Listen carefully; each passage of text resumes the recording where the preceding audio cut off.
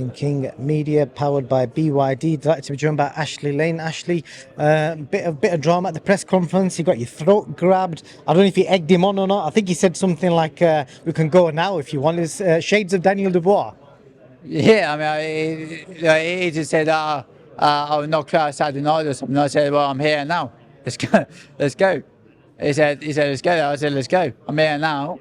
He lost his temper. He come for me and he grabbed me by the throat, but it was weak. It was like a little girl grabbed me by the throat, to be fair. So, it's pathetic, you know. At least throw a punch or something. I'm glad he didn't throw a punch because we want this fight in the ring. So I won this fight in the ring, but in third punch I just slipped it anyway. But I mean, like at the end of the day, he just grabbed me with a weak hand by the throat. I mean, it was like it must be like 16 or something. It was pathetic. I mean, I don't know where all this punch power comes from. I could barely feel it. what do you make of his only loss on his record? Because prior to that, he was blowing everybody away. You know, people are raving about Andrew Kane, but obviously he had that loss, and sometimes the limelight comes off you. You've experienced all that yourself. So what do you make of all that? He's blown away everybody is supposed to blow away. And if you look at the fights he's been in, he still gets hit. His defense isn't actually that great. It's just that everybody's beat and knocked out. They've got no power. So, you know, the only guy with half a decent bit of power was Beluta.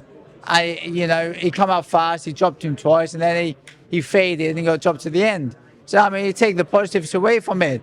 Against a tough operating Beluta, he lost. So, I mean, as far as I'm concerned, it's 0-1. Because he beat Journeyman, they don't count the record. He's in a 50-50 fight and he loses the 50-50 fight, it's 0-1.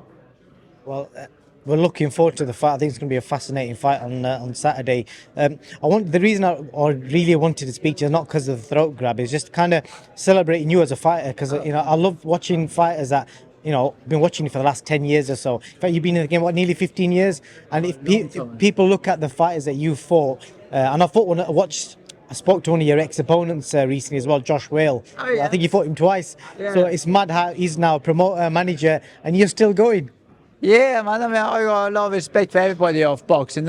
After I beat Andrew Kane on Saturday, I have a lot of respect for Andrew. You know, I got no animosity. It's just the boxing business. It's nothing personal. It is what it is. I always say the same thing. It's nothing personal.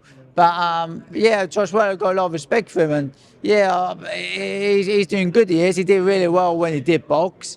And he boxed some cracking boxers like Jason Cunningham and Galahad and whatnot. I mean, amazing thing that Galahad won the world title as well.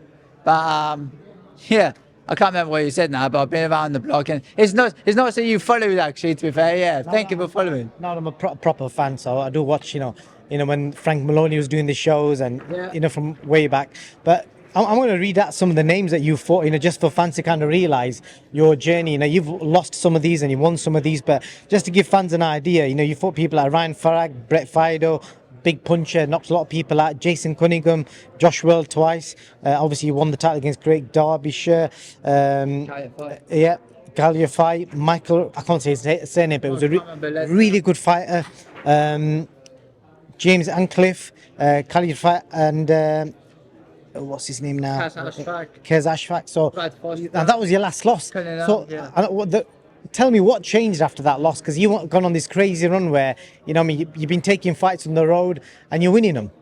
Yeah, that fight against when I won the Commonwealth title against Rambalete, I ended up having one of the worst boxing years in my career. It was just absolutely dreadful, and it killed any momentum I had. Then I had a little bit of a shocker against Brad Foster, a weight above. I shouldn't have boxed there really. The training wasn't great. We got a bit messed around a bit, and things just didn't go our way. But that is what it is. It's boxing. And then I come back, rebuild a little bit, and then 2020 I retired for about 6 months. COVID came, I retired, and I walked away. I had a phone call from Chris Hannigan, my manager at the time, giving me 2 weeks' notice to fight Kaz Ashfaq. So with 2 weeks training, once a day, worked in a warehouse, I went and boxed Ashfaq, and the former Olympian on TV. I didn't care about the win, I just wanted the money, because it was coming up to Christmas, and I thought it was a nice pay packet. And I genuinely, as naive as I was, I thought I'd be able to dance around the ring, pick up a point slot, and walk away with my bag that I had. And it didn't happen. Everybody saw what happened on TV. I got smashed, I got walloped. And it's very hard for boxers to say that, but I genuinely got walloped in that fight. Ashfaq took me to pieces. And it was a really humbling experience. I had to turn around, I had to look in the mirror then and think to myself, you know what, I have to change what I've been doing. So, I mean, I ended up, I put my ego to one side. I started training properly. I turned around to my coaches and I said, look, I'm your guinea pig. Just whatever you tell me to do, I will do now. Because people have always gone in the past and said, Ash, do this, Ash, do that. And I've just gone and done my own thing because I thought I knew better. Now I've turned around and I've gone to my coaches, I'll do what you want me to do. You want me to do 8 rounds of this, I'll do it. I'll do it how you want me to do. I'm your guinea pig, you know, I'm your puppet. So I've done that. I've studied nutrition. I've delved in. I believe in God now.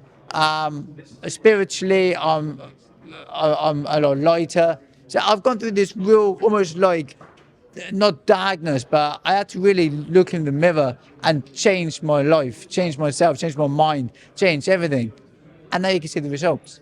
It's amazing when you think about it. It's amazing what faith and kind of getting your life in order can do for you, especially your career is a brilliant example. I'm just curious, you said you believed in God. What made you believe in God from not believing in God? Just curious. What was the turning point? Different things. I mean, I never used to believe in God. I was one of these that say I didn't think God was real and this and that.